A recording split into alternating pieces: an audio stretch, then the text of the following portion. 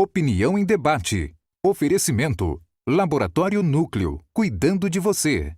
Pax Clínica, há 40 anos colocando o paciente em primeiro lugar. A Credjur trabalha para oferecer sempre o melhor. 3216-0102. Boa noite, telespectadores. Opinião em debate desta noite tem como tema: a polarização vai prevalecer nas eleições? Quais são os candidatos com maiores chances? Para analisar e discutir este interessante e importante assunto pontual, estão em nossos estúdios os seguintes profissionais: o Altair Tavares, jornalista e editor do Diário de Goiás; o Dr. Luiz Carlos Fernandes, que é especialista em marketing político, pesquisa de opinião e mercado, mestrado em comunicação e doutorado em sociologia política; e o Dr. Rodrigo Dias, que é juiz do trabalho, titular da primeira vara do trabalho de Itumbiara, coordenador e professor do curso de pós-graduação em Ciências e Legislação do Trabalho do IPOG, e também debatedor do Opinião em Debate, todos os dias, das 7h30 às 8h30, na Bandeirantes AM 820. Bom, começo aqui com o meu colega Altair Tavares, dando vazão aqui ao nosso tema, a nossa chamada do programa. Altair, a polarização vai prevalecer nas eleições? Isso considerando que um dos protagonistas, vamos dizer assim, está na cadeia, e o outro, que seria a outra moeda dele, esse sim, que seria o Bolsonaro ou não, está aí livre, leve, solto. Quer dizer, mas vai haver polarização? Está havendo? Vai continuar? Boa noite para você, José Val Ferreira, também os nossos telespectadores. Olha, em toda eleição a gente tem algum grau de polarização, né? Que seja direita e esquerda, que seja entre PSDB e PT, que seja entre um setor um pouco mais radical, outro um pouco mais conservador, ou talvez até um centro versus esquerda. A gente sempre tem algum grau de polarização. A questão é quem é que vai personalizar esta polarização.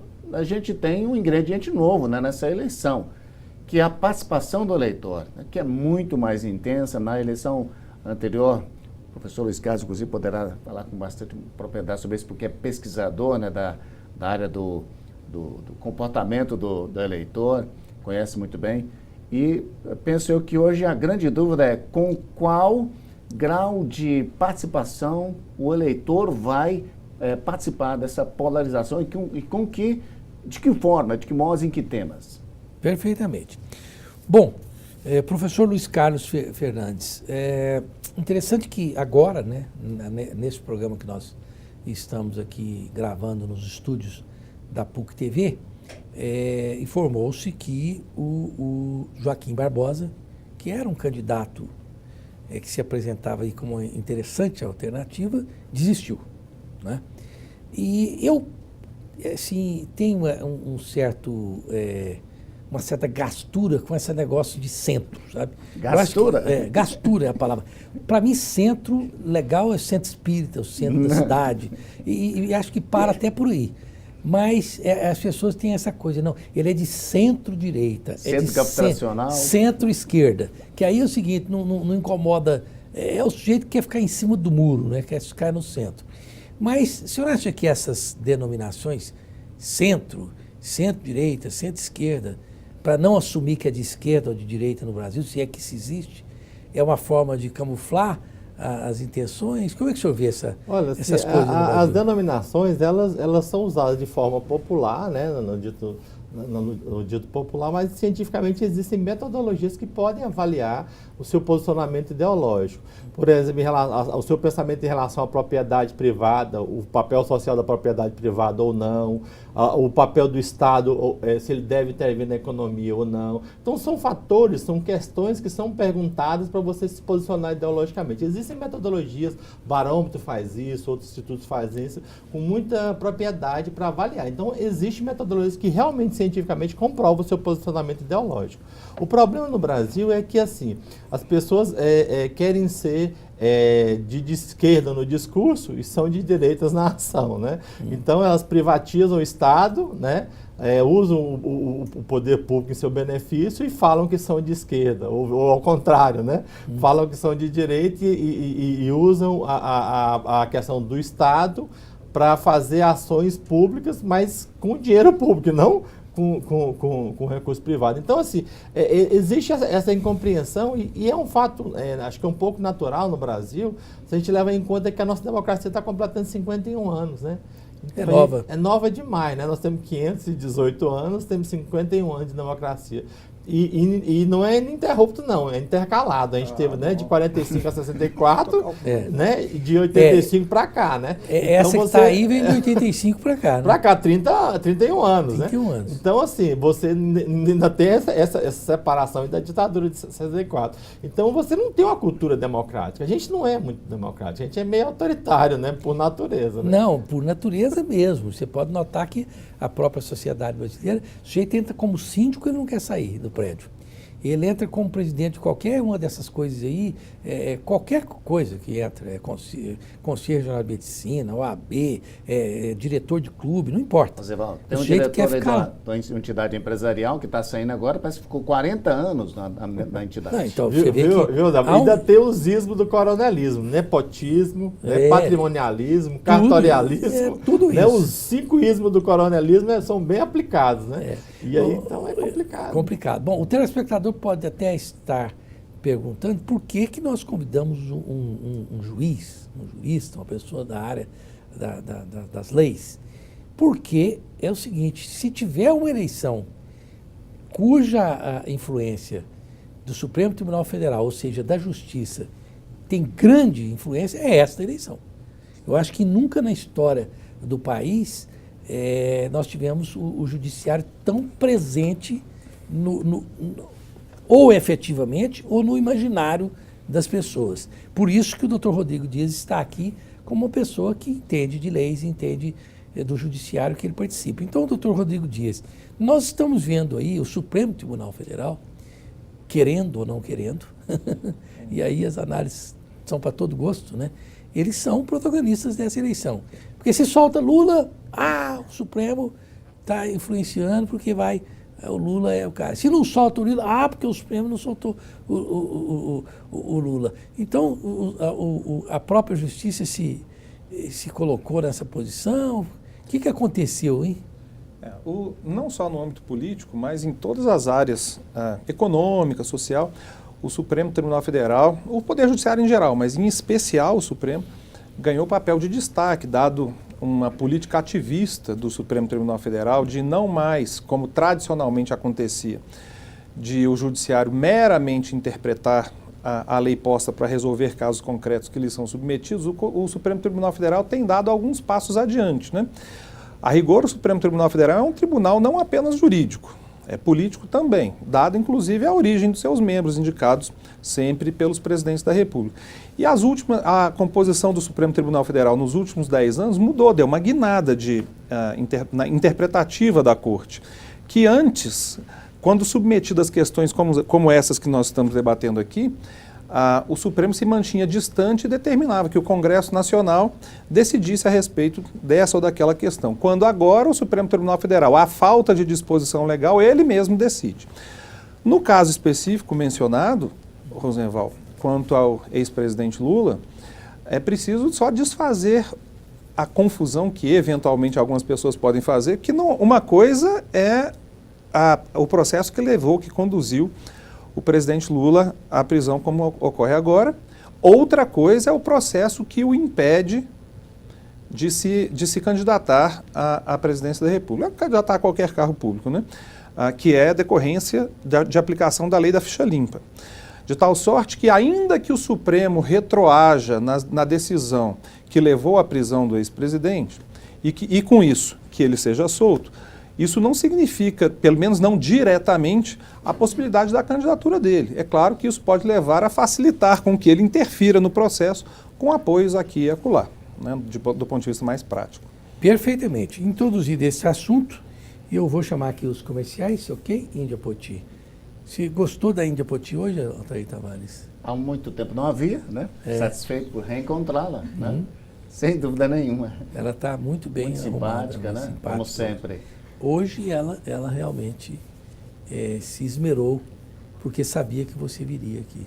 Eu Sabia? agradeço a gentileza dela. Tá certo. Bom, antes de ir para os comerciais, a Implant Center é um centro de excelência em odontologia e implantes dentários, com estrutura moderna e fantástica para oferecer aos pacientes o melhor da odontologia atual. O responsável técnico é o Dr. Jefferson, grande odontólogo. Telefone 395-7592, fica na rua 144, ali no setor Marista, número 141, ok? E a Pax Clínica é uma instituição de neurociências e uma instituição hospitalar também de caráter privado, destinada ao atendimento a portadores de doenças mentais e dependentes químicos, pessoas com problema de alcoolismo. Fica na rodovia BR-153, ali em Aparecida de Goiânia. O telefone é o 3282-7040. E o Plur CrossFit Yoga é uma equipe prontíssima para incentivar desafios e ensinar você a ir cada vez mais longe, trazendo a sua força interior. E você tonifica os músculos, perde peso e aprende a respirar e melhorar a sua vida. O endereço é na Avenida T9, 1706, ali no Jardim Américo. É aberto até às 22 horas, ok? Telefone 3988-5544. Nós voltamos já já.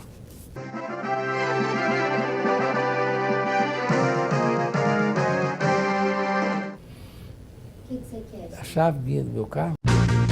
Valorize o que há de melhor em seu filho, preparando o seu caminho, acreditando no amanhã. Escola Internacional de Goiânia, o futuro a seus pés. Escola Internacional de Goiânia, é nota 10. Escola Internacional de Goiânia, valorizando o futuro. O Laboratório Núcleo é uma empresa 100% goiana com mais de 35 unidades. Destaque em exames de hormônios e alergias, referência em provas funcionais endócrinas. Coleta domiciliar, resultados via internet e atendemos os principais convênios. Aberto aos domingos e feriados e 24 horas em hospitais. O Laboratório Núcleo quer atender você. Laboratório Núcleo, cuidando de você. 3223-5000. Quando a gente é pequeno, aprende que o mais forte defende o mais fraco. Que o maior protege o menor. E você acredita que sempre vai ter alguém por perto para cuidar de você. Para muita gente, isso já é verdade. Pelo menos para quem tem Tecnoseg. Tecnoseg, segurança para a família toda.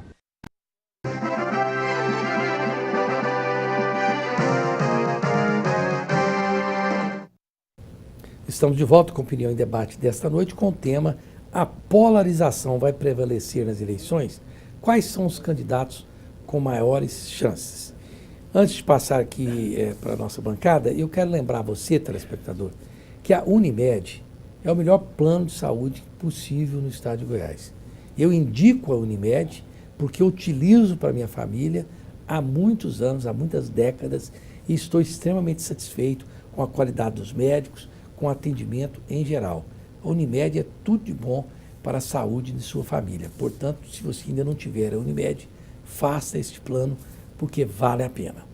Bom, Altair Tavares, se de um lado nós estamos a poucos meses da eleição presidencial e a coisa ainda continua um pouco nebulosa, os acordos não foram feitos, essa é uma eleição sui generis, e se eu estiver errado, você me corrige, isso no plano nacional. Mas nos estados, parece que é tudo assim muito previsível, né? As pessoas não estão com tantas, não há tanta dúvida nos estados. Ou há, por exemplo, no estado de Goiás, parece que já está assim bem tranquilo, né? Considerando os nomes, né, principais que nós temos hoje na disputa, nós temos aí um razoável grau de definição, né? Pelo menos o trio José Eliton, governador, candidato à reeleição. Ronaldo Caiado e Daniel Vilela, sim. A presidente do PT, Cátia Maria, está, de certa forma, consolidando uma candidatura também, a cada medida que passa. Temos aí nomes completamente desconhecidos entrando no páreo, como Sara Mendes, que é do partido Rede, que é advogada. Então, mas tende a ser candidatos que ficam um pouco mais escondidos dos que estão realmente participando de um debate, do processo mais intenso. E é fato que o principal personagem dessa eleição ainda não entrou, segundo a pesquisa CEPS, isso deve ser considerado, ainda não entrou na eleição, que é o eleitor. Nós temos aí uma massa que participa, um grupo, né, que é o que está junto com o partido, os que estão dentro do governo, mas a última pesquisa CEPS, e ainda teremos aí uma nova pesquisa, Grupom, que vai aferir isso também, o eleitor ainda não é o personagem principal dessa eleição. Ele ainda não está envolvido num conjunto, né, nas discussões.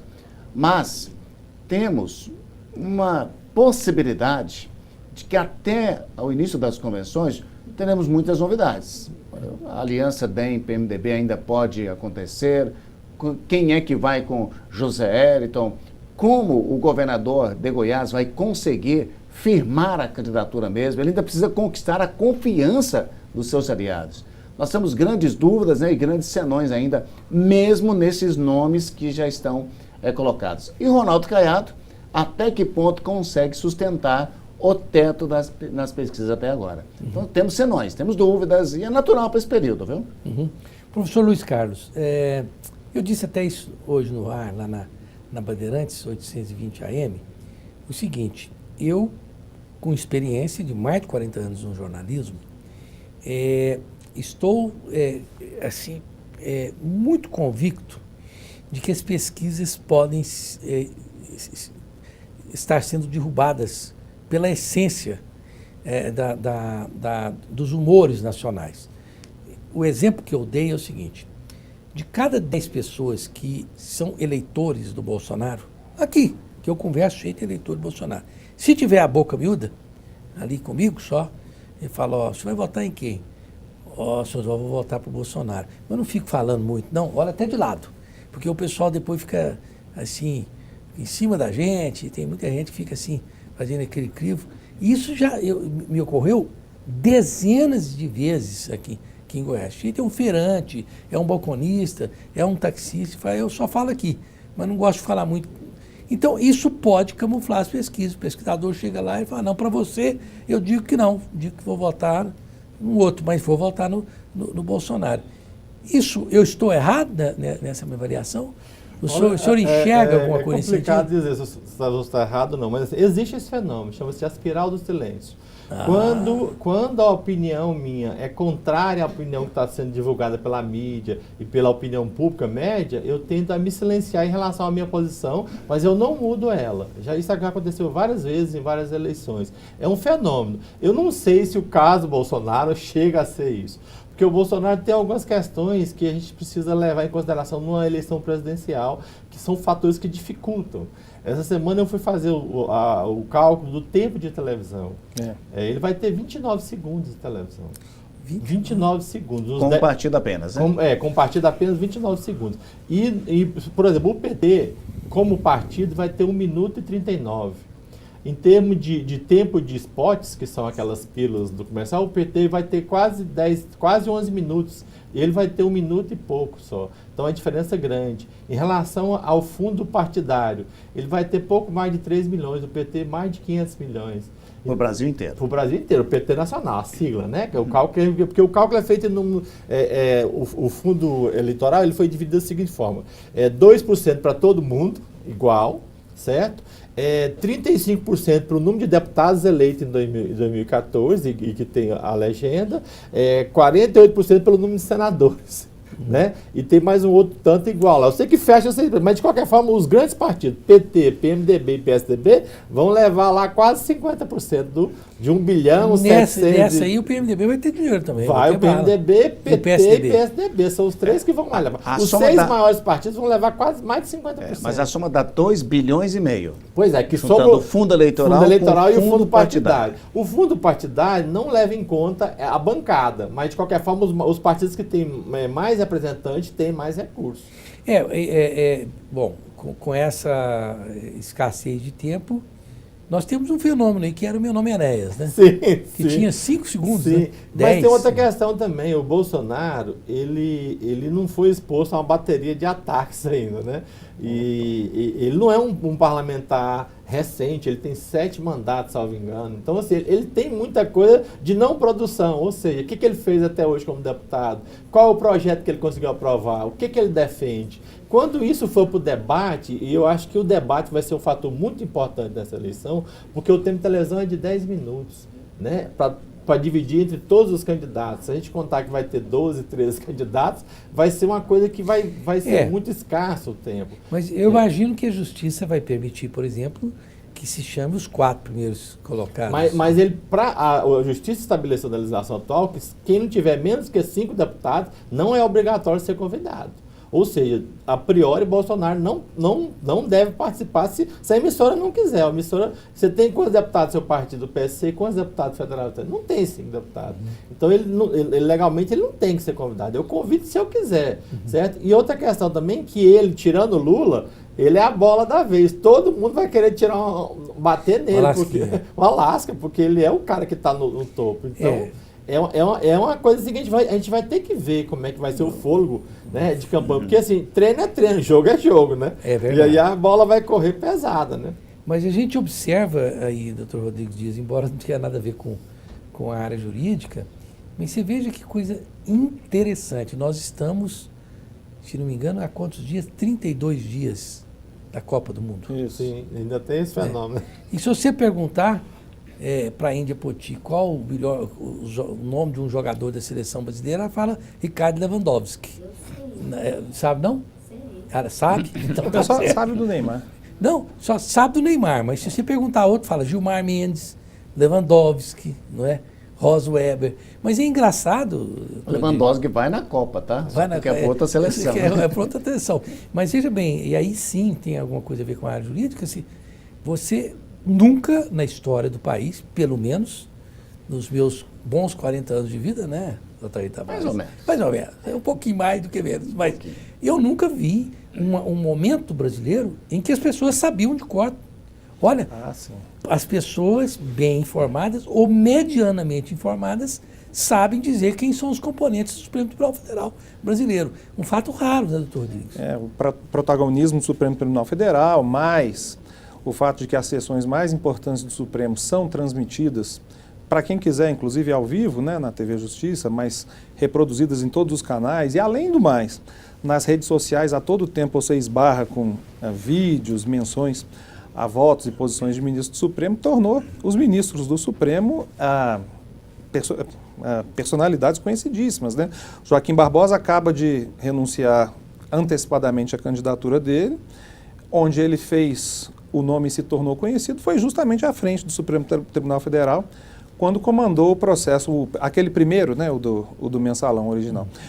E agora, quanto a uma questão anterior que foi posta por você, Rosenval, de alguns eleitores que não declaram publicamente a sua convicção particular em que irão votar, é porque hoje também, e eu vejo isso mais nas redes sociais, existe mesmo um imenso patrulhamento ideológico com relação ao sujeito que pretenda votar neste ou naquele candidato. Especialmente para quem vota nos candidatos que nós consideramos que sejam extremistas, o Bolsonaro é um deles, mas do outro lado do espectro político também, eu tenho quase certeza que estes, Bolsonaro cá, e, por exemplo, o pessoal do PSOL do outro lado, provavelmente terão uma quantidade de votos superior àquelas margens, inclusive de erro, que a maior parte das pesquisas tem mostrado. É a minha impressão também. Essa eleição me lembra muito, nesse aspecto, a eleição de 89, a quantidade de candidatos que nós tínhamos, no primeiro turno ao menos, a quantidade de candidatos que nós tínhamos e que os votos se espalhavam por todos eles. O Lula chegou no segundo turno com 13%. dos votos, que é o que me parece que é a novidade desta eleição, porque nas anteriores todas que nós tivemos, já no primeiro turno nós sabíamos quem eram os dois que chegariam lá, se é que a coisa não acabava no primeiro turno, como aconteceu com esse presidente Fernando Henrique. Né? O doutor Luiz Carlos usou o tempo, como é que chama o fenômeno? Chama a espiral do silêncio. No Velho Ah, Wagner é um pesquisador, uma socióloga, que ela estuda essa questão. A espiral do silêncio. Aqui em Goiás houve a espiral do silêncio na eleição do Alcides Rodrigues. As pessoas não diziam que ia votar nele. O Marguerite saiu bem na frente. Acabaram votando. Né? Acabaram votando. Existe esse fenômeno. Mas para falar um pouquinho da questão eleitoral... Só um pouquinho, doutor Luiz Carlos. Eu passo para o senhor imediatamente após o intervalo. Ok? Bom, a Credijur trabalha para oferecer sempre o melhor ao profissional do direito, garantindo as menores taxas e preços e as melhores condições e benefício aos associados. Associe-se à Credijur e aproveite as vantagens. O telefone de lá para você tirar dúvidas é o 3216-0102. Não precisa você estar ligado ao AB, não. Basta você ser bacharel em Direito ou ter uma pessoa da sua família direta, esposa, um filho, que seja bacharel em Direito. Bom, o Espaço Criativo é uma escola cujo ambiente de aprendizado é inovador e busca a formação de seres humanos plenos. A Escola Espaço Criativo trouxe os ideais humanistas para a educação infantil. É tudo de bom para a criança ter um espaço, descobrir, criar e ser feliz. Uma escola que educa através da arte, preserva a infância e respeita cada criança como ser único que ela é e deve ser. Rua T30, número 2424, ali no setor Bueno. O telefone é 3251-6790. E a Joyce Barbearia é uma casa que oferece todo tipo de serviço estético masculino, começando pela barba, tratamentos faciais, podologia, massoterapia e uma área destinada exclusiva aos noivos, hein, meu? E tem um ambiente totalmente pensado no bem-estar e entretenimento do homem moderno. Rua 1123, quase esquina com a Alameda Ricardo Paranhos. O telefone é 3988-6223. Nós voltamos já já.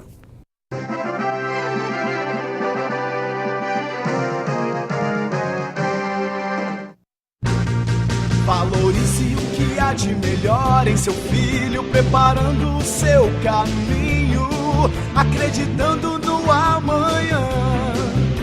Escola Internacional de Goiânia, o futuro a seus pés. Escola Internacional de Goiânia, é nota 10. Escola Internacional de Goiânia, valorizando o futuro. O Laboratório Núcleo é uma empresa 100% goiana com mais de 35 unidades. Destaque em exames de hormônios e alergias, referência em provas funcionais endócrinas. Coleta domiciliar, resultados via internet e atendemos os principais convênios. Aberto aos domingos e feriados e 24 horas em hospitais. O Laboratório Núcleo quer atender você. Laboratório Núcleo, cuidando de você. 3223-5000. Quando a gente é pequeno, aprende que o mais forte defende o mais fraco. Que o maior protege o menor. E você acredita que sempre vai ter alguém por perto para cuidar de você. Para muita gente, isso já é verdade. Pelo menos para quem tem Tecnoseg. Tecnoseg, segurança para a família toda.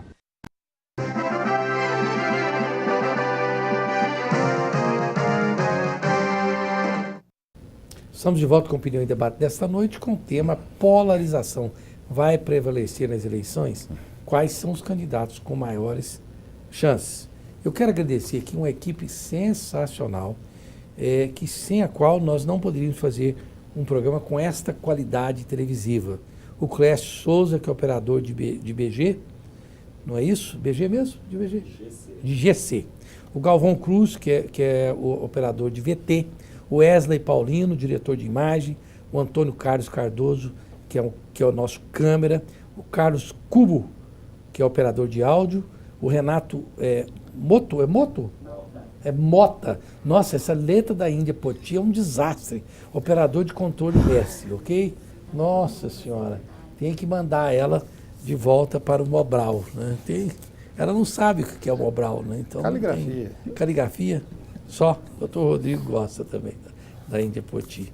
Mas eu falei que voltava aqui para o doutor Luiz Carlos Fernandes. É porque eu queria fazer um comentário em relação às questões das pesquisas, que as pesquisas erram, elas acertam.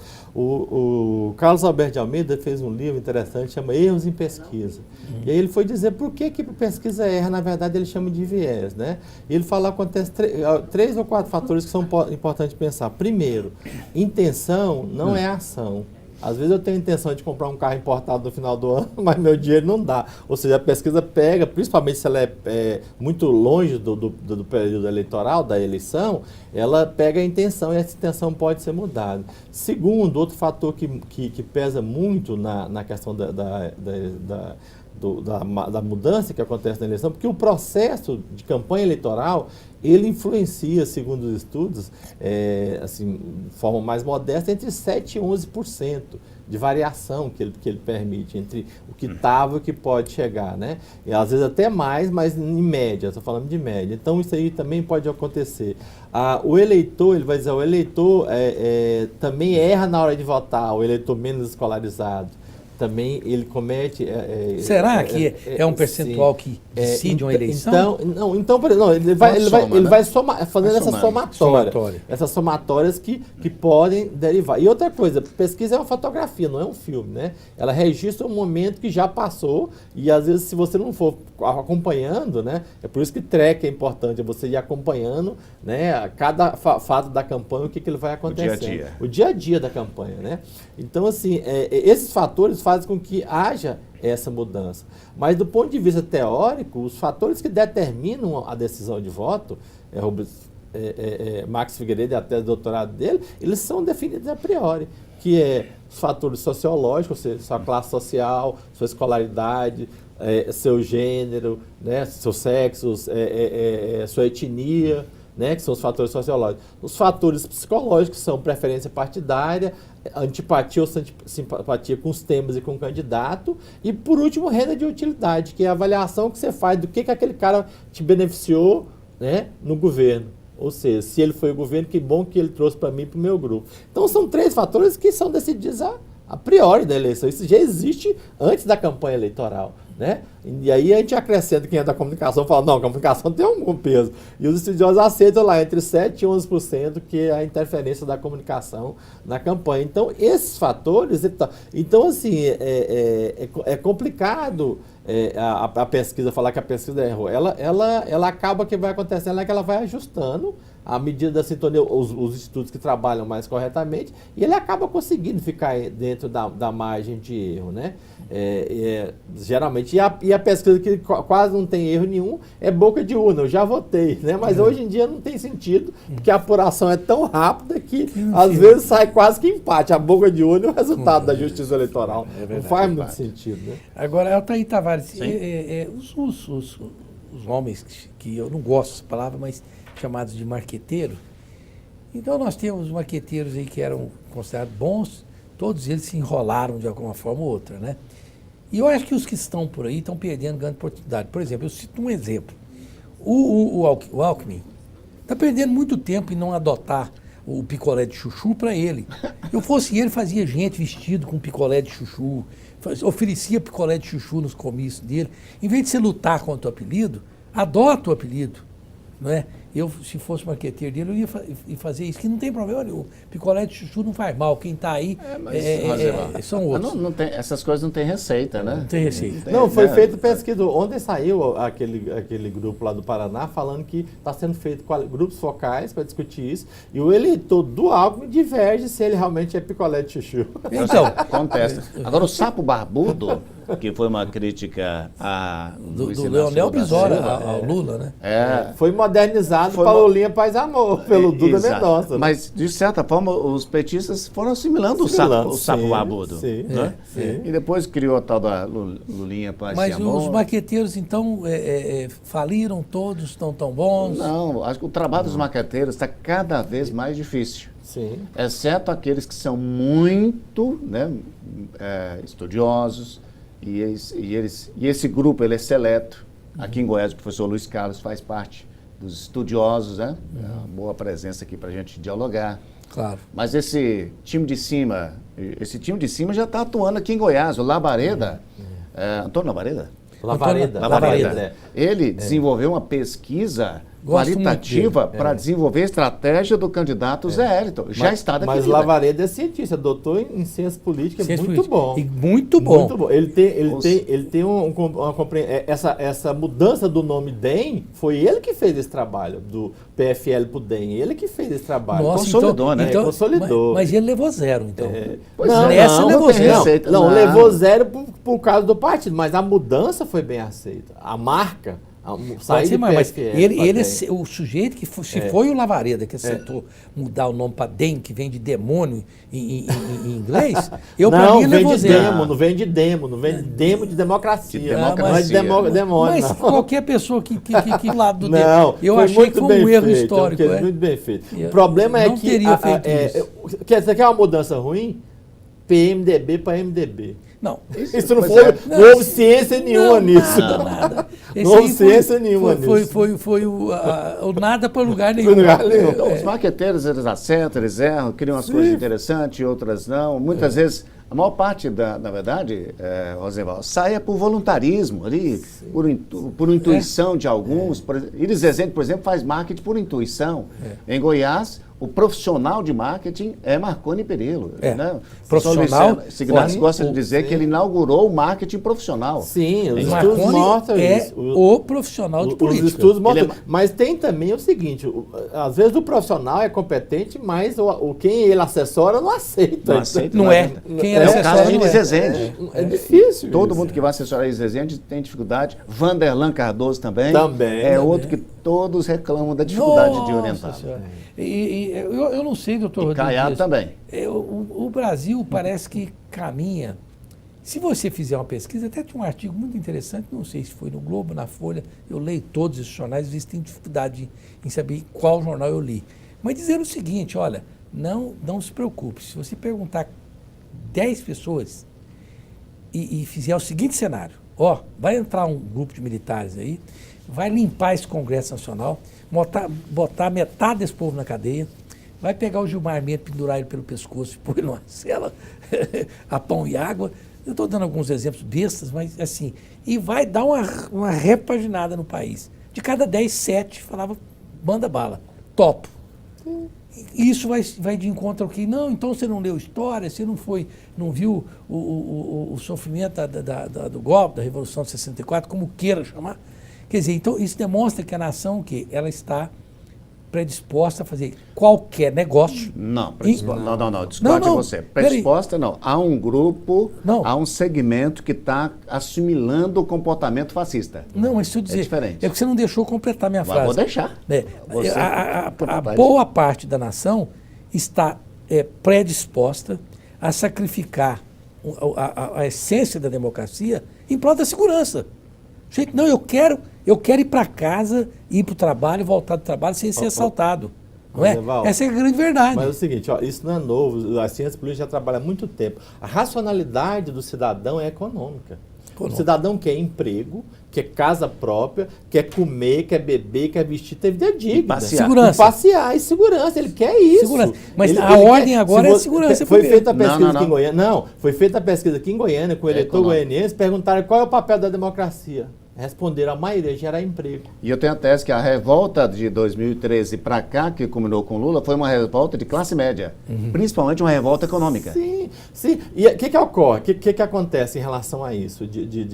Porque nós estamos caminhando para uma coisa mais sofisticada do que isso. Nós estamos caminhando para o que se chama de cinismo. É total descrença no sistema para resolver. Mas a culpa não é do sistema, a culpa são das pessoas que operam dentro do sistema. Mas voltando um pouco aí, doutor Rodrigues, a sensação que a gente tem como pessoa que está aí no meio do povo, no meio de todo mundo, é que a segurança é um fator preponderante.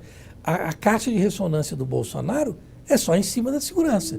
Eu vou por ordem. Não é só não, é muito mais que isso. Por favor, doutor. a depender do lugar onde a gente estiver com enfoque, eu acho que a segurança pode ou não assumir o grau de prioridade. Por exemplo, no Rio de Janeiro, se for fazer uma pesquisa hoje, ou no Ceará, inclusive, se for fazer uma pesquisa hoje, eu acho que é muito provável, de fato, que segurança seja um dos fatores, se não o fator mais importante a ser levado em consideração pela maior parte da população. Na maior parte das vezes, a minha impressão é de que as questões de ordem econômica influenciam mais e decidem mais eleições do que segurança, ainda que segurança seja algo absolutamente indispensável.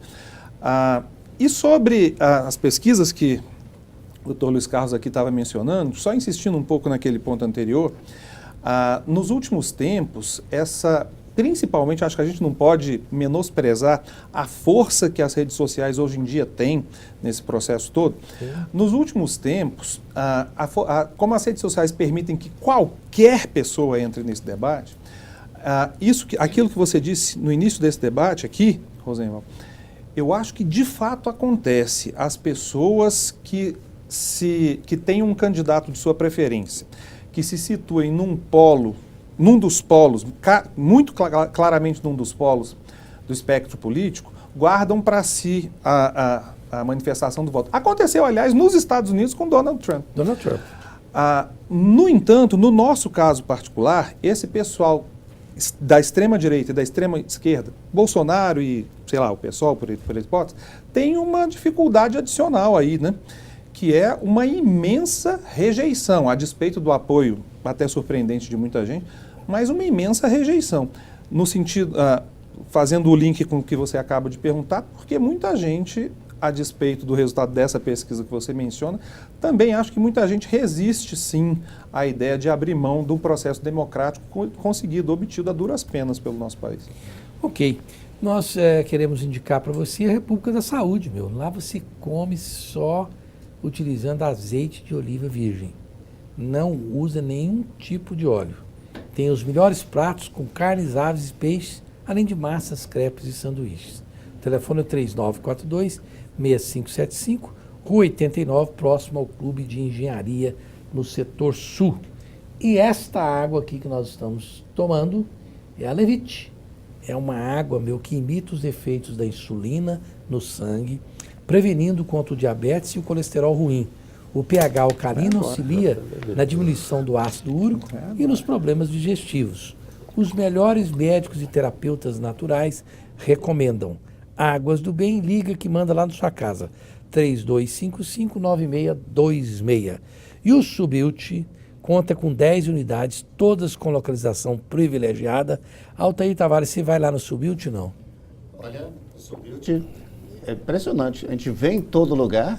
Conheço alguns cabeleireiros de lá, o Antônio, inclusive. Né? É muito bem, faça mesmo. Eu também vou. E lá no setor oeste, você encontra o Legendário Sul, Rua 22, número 384, no setor oeste, telefone 4012-1066. Não esquecendo de agradecer o Diário da Manhã, o jornal que todo mundo lê e vê, que apoia esse programa há mais de 18 anos. Nós voltamos já já.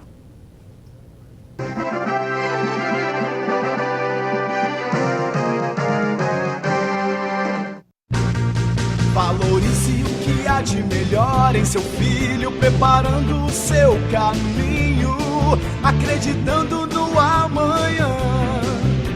Escola Internacional de Goiânia, o futuro a seus pés. Escola Internacional de Goiânia, é nota 10. Escola Internacional de Goiânia, valorizando o futuro. O Laboratório Núcleo é uma empresa 100% goiana com mais de 35 unidades. Destaque em exames de hormônios e alergias, referência em provas funcionais endócrinas. Coleta domiciliar, resultados via internet e atendemos os principais convênios. Aberto aos domingos e feriados e 24 horas em hospitais. O Laboratório Núcleo quer atender você. Laboratório Núcleo, cuidando de você. 3223-5000. Quando a gente é pequeno, aprende que o mais forte defende o mais fraco. Que o maior protege o menor. E você acredita que sempre vai ter alguém por perto para cuidar de você. Para muita gente, isso já é verdade. Pelo menos para quem tem Tecnoseg.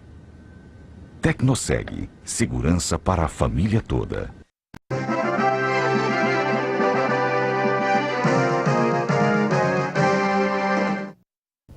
Estamos de volta com Opinião em Debate desta noite, analisando o panorama político brasileiro sobre a polarização e outros, etc. Eu quero aproveitar esse bloco final aqui, doutor Luiz Carlos Fernandes. O senhor disse uma coisa muito bacana, quer dizer, pesquisa e tudo mais, e análise, elas são uma fotografia, não é um filme. Um filme, né? Não é cinematografia, é fotografia. E na fotografia atual, quem tem mais chances de ser presidente da República? Olha, eu concordo com o doutor aqui que falou que o cenário parece muito com o de 89. É uma eleição que está muito fragmentado, tanto a esquerda como a direita, né? Você tem um número excessivo de candidatos. As últimas 4 eleições foram uma média de 6 a 7 candidatos. Nós temos agora citados entre 16 ou mais que devem aparecer. Então, assim, é uma eleição que vai ser muito fragmentada. E a meta que eu acho de qualquer um dos candidatos, seja a direita, seja a esquerda, é chegar no segundo turno. Essa é uma eleição de 2 turnos. O segundo turno zera tudo de novo. Então, eu acho que não é uma eleição do ponto de vista estratégico. Eu trabalharia pensando em como é que eu chego no segundo turno e que alianças que eu posso levar para o segundo turno. Eu tenho dificuldade de dizer quem é que vai para o segundo turno. Tem um jornalista que trabalha para o The Guardian aqui no Brasil, que ele fez um estudo interessante. Ele pegou as últimas 10 eleições, 7 eleições, não sei o 7, e ele percebeu o seguinte: o resultado que está hoje na pesquisa eleitoral, naquela época, geralmente não mudou das eleições, porque ele pegou as 2 eleições do Lula, as 2 da Dilma e as do Fernando Henrique, ou seja, as 6, né? Então, o que ele viu foi o seguinte: nessas 6 eleições, o que estava mais ou menos nessa época do ano, né, do processo eleitoral, quem estava na frente... Maio, junho. Exatamente. Quem estava na frente foi para o segundo turno e ganhou a eleição. Então não houve alteração. E ele está projetando que, se ele for levar isso em consideração, essa eleição está decidida. Eu não concordo muito com isso, não, vou ser sincero. Eu acho que o cenário está muito nebuloso. É difícil de dizer. Muito rapidamente, o PT está dando um tiro no pé em insistir com a candidatura do Lula, que provavelmente não acontecerá, não? Eu acho, do ponto de vista de articulação, de pensar que o segundo turno é um segundo turno disputado, eu acho que se a direita está pensando em uma aliança para chegar no segundo turno, a esquerda deveria estar pensando nisso também. Eu acho que não dá mais para mim fixar em nomes, eu tenho que pensar em proposta para o país. Sabe? Altair Tavares, se você fosse nós estivéssemos em Londres, onde se aposta até se o seu óculos vai cair ou não durante o programa, você apostaria em quem no segundo turno, hoje? Olha, dando aí partindo das informações do professor Luiz Carlos, mas considerando outros fatores também, pode até parecer alguma coisa absurda, mas dá para se considerar que hoje Luiz Inácio Lula da Silva vai ser registrado no processo eleitoral e ele vai para o segundo turno. Por quê? Porque é o partido que tem uma estrutura que leva a isso. Então eu levo em consideração a imagem do Lula e a estrutura do partido. A outra é a candidatura Alckmin, que é muito enraizada pelo sul do país, né, pela região sudeste. Diferentemente dos outros, tem uma estrutura que realmente suporta essa candidatura, diferente de Marina, de Bolsonaro, que na verdade não tem, daqui a pouco eles vão desaparecer, porque não tem tanta presença na campanha. Então não há outro caminho que não seja, na minha opinião, entre Lula e Alckmin. Mas você acredita que Lula será candidato? Os petistas, não estou dizendo que eu acredito, estou dizendo que os petistas vão insistir, eles vão registrar, nós poderemos ter uma situação inusitadíssima, que é um candidato preso. Interessante. E quando eu vejo você falando, Altair, eu me lembro perfeitamente de um grande comentarista, que agora me escapou o nome, norte-americano, que fazia esse tipo de análise em relação ao Trump. Fala, não, Hillary, isso. O Trump não tem bobagem, ele é uma ilação, é uma criação que vai perder fôlego. Então, eu não sei por que nós não estamos nos Estados Unidos e nem somos os americanos, E nem Bolsonaro é o Trump também, não. E não- Desculpa, só- mas não é não é não? não. Mas em Não termos chega perto, não. de uma coisa assim mais Não, dura, tem um filme que eu recomendo, chama Get Me Roger Stones, que é o mentor intelectual do Trump, que foi preso aos 19 anos no Watergate. É o cara que pensa o Trump. Não é qualquer um, não. É um cara que legalizou o lobby nos Estados Unidos. É uma máquina de fazer campanha que está por trás do Trump. Do O Bolsonaro tem quem atrás dele, além dele mesmo? Ele mesmo. ele mesmo. Então é intuitivo. Ok, é diferente. Intuição leva-se até a ponto. Bom, Aí doutor Rodrigo, não é sua área especificamente, mas se fosse o senhor apostar, apostava em quem? Bom, eu não aposto na candidatura do Lula pelo PT, porque eu não acho que vai ser possível o registro da candidatura dele, oficialmente. Agora, que eu acho que o PT vai arrastar isso até o último minuto por motivos óbvios, porque isso lança luzes sobre a candidatura do PT, facilita alianças e tal, mas eu não acho que será possível sequer o registro, porque a não ser que o Supremo mude a orientação, porque a lei da ficha limpa é muito clara nesse sentido. Havendo condenação em segundo grau, o que é inquestionável a essa altura, não é possível que o candidato seja sequer candidato, ele é inelegível. Agora, apostar em alguém eu acho muito complicado a essa altura do campeonato, depende dessas alianças. O Lula não sendo candidato, por exemplo, aquele candidato que tiver alguma chance apoiado por ele, pela esquerda, suponhamos, só por hipótese, digamos o Ciro Gomes, acho que tem uma enorme chance de chegar no segundo turno. Do outro lado do espectro político ficaria entre o Alckmin, por uma questão de tradição, e Bolsonaro, se ele conseguir fazer alianças que tudo indica que não conseguirá, porque existe uma resistência muito grande ao nome dele. Mas diziam isso de Fernando Collor de Mello em 89, então é difícil dizer, na minha opinião, qual é o cenário que nós vamos ter daqui a 5 meses. Né? É interessante que nesse tempo todo que eu milito na área de economia e política, evidentemente que eu faço minhas próprias análises. Né? E isso é igual ao problema de coluna. Né? O sujeito tem problema de coluna, ele vai num, no outro, depois ele cura, não sabe nem quem curou ele. Mas eu, pela primeira vez, eu estou divergindo de bons colegas que são excelentes analistas. O Altair Tavares é um deles, que eu respeito muito. O doutor Luiz Carlos Fernandes realmente é uma figura icônica no Estado de Goiás, no respeito que tem como pesquisador. O próprio Luiz Signatti também, outros que eu posso citar. Pela primeira vez, todos eles... Signatti acredita no segundo turno esquerda. O Signatti, se deixar, ele ressuscita até o Hugo Chávez. Mas são outros 500. Mas eu pela primeira vez, eu realmente vejo os humores nacionais de uma forma diferente de todos esses bons analistas. E eu realmente acredito hoje, na minha fotografia de hoje, que o Bolsonaro pode até cair, mas ele vai para o segundo turno. Deixa bem claro que nós estamos fazendo aqui uma projeção, conjectura, né? Uma hipótese. Me parece que isso é até uma hipótese possível, caso ele consiga concentrar na figura dele a ideia daquele que é contrário ao candidato da esquerda. Porque é o seguinte, sabe o que ocorre? Eu acho assim, o fato do Lula não ser candidato, essa polarização com o Bolsonaro já fica enfraquecida. Não, quer dizer, o Lula candidato para o Bolsonaro é ótimo, é o melhor, né? Eu digo o seguinte, se quiser jogar o governo no colo do Bolsonaro, manda o Movimento Sem Terra continuar parando rodovia, invadindo terra, não é? Ele precisa disso. Polariza, né? Polariza. E aí quem resta? O Bolsonaro é a salvação da paz. Mas nesse cenário, como diz, da vaca morta, ou seja, Lula é um candidato, ele é um cara que realiza o tal do fenômeno poste. Ele transfere, ele elegeu a Dilma 2 vezes, gente. Exato. Ele transfere 30%. Entendeu? Ele mesmo com baixa popularidade, no Nordeste foi feita a pesquisa recente agora, Vox Populi. Sem Lula, qual a alternativa? Nenhuma. Não acharam nem Ciro Gomes como segunda alternativa. Não. Ou seja, o eleitor nordestino está sem pai e sem mãe se o Lula não for candidato. A não ser que o Lula fale. Ou que o Lula fale, esse é o meu candidato. Mas depois tem uma outra pesquisa também que diz que essa transferência do Lula ela é relativa, não é automática. Mas olha, os dados da Datafolha ainda falam que ele transfere. Mas a ideia de eleger o poste, né? Na última eleição, a Dilma ganhou do Aécio Neves por 3 pontos percentuais, estando o Lula no governo e solto.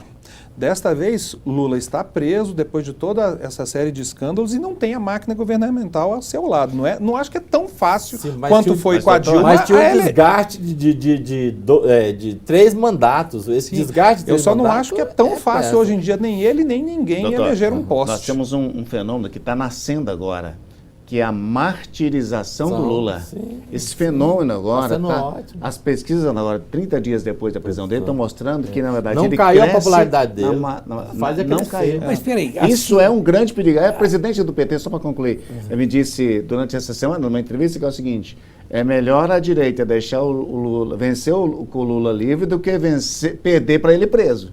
É a provocação que ela fez. Agora, evidentemente fala-se muito no teto, né? Fala no teto do Bolsonaro, no teto do fulano, e tem o teto do Lula também, Sim, não é? sim. Me parece que o Lula tem, historicamente, o PT tem 32%. Pois não, sim. Não, o partida. PT tem 19, o Lula que tem 32. 32. Mas tem uma coisa, ele tem rejeição altíssima, 51, só que é a menor rejeição dos presidenciáveis conhecidos. Certo? O Alckmin tem 53, tá? O Bolsonaro tem 54. Então, assim, a Marina tem mais. Então, o José Carlos falou, quem tem acima de 30% não se reelege. Né? A última pesquisa da Paraná Pesquisa perguntou: se o Lula não for o candidato, quem vai ser? De 26, 23 disseram que o candidato é o Lula. Olha, eu quero ver se eu consigo, desses 1 minuto que falta, 1 minuto, comprometer vocês, 3 grandes debatedores, Altair Tavares, Dr. Luiz Carlos Fernando, professor, Dr. Rodrigo Dias. Podemos fazer a mesma análise de formas diferentes, com cenários diferentes, pós-Copa do Mundo? Vocês topam? À vontade. Fazer esse programa? Vamos ver se nós permanecemos com essa. Não seria? Principalmente se a Índia Poti convidar. E olha que se o Brasil ganhar, tem outro, um fator político importante. Então, Índia Poti, quinta-feira, pós-Copa do Mundo, o Brasil ganhando ou perdendo, eu espero que o Brasil ganhe, será um programa com esses 3... Dia 21 de julho. Ó, tá vendo? O Altair é fantástico. 21 de julho? 22. 22 de julho. Então pronto, tá resolvido. Muito obrigado pela honrosa presença de vocês, 3 debatedores aqui. E as minhas considerações finais são as seguintes. Show!